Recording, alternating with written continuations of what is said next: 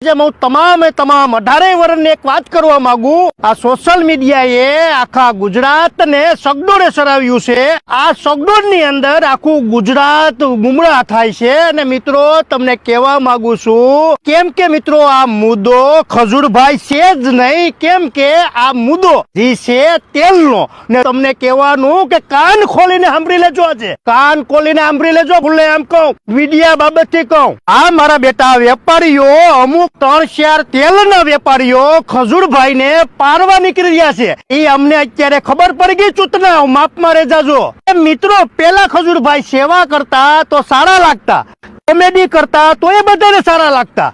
મિત્રો તેલના ધંધામાં આવ્યા તો અત્યારે પેટમાં દુખવા માંડ્યું। ચૂત મારી નાવ બધોય મુદ્દાની મને ખબર છે। ક્યાં ક્યાં હું થાય ને ક્યાં ક્યાં રંધાય ને બધી ખબર છે મને। કેમ મિત્રો કલાકારો ધંધો ન કરી શકે ને મિત્રો કે આખી જિંદગી ડિસ્કસ કરવાના? મને બધી ખબર છે કે કોણે કોણે શું આમાં રાજ રમત રમીને તમારા બધાય પડદા હું ફાશ કરી દેવો। હું એક ને અડી જઈશ, એક ને। ચહેરો જોઈ લેજો મારો, વેટન જ છું તમારી નાવ।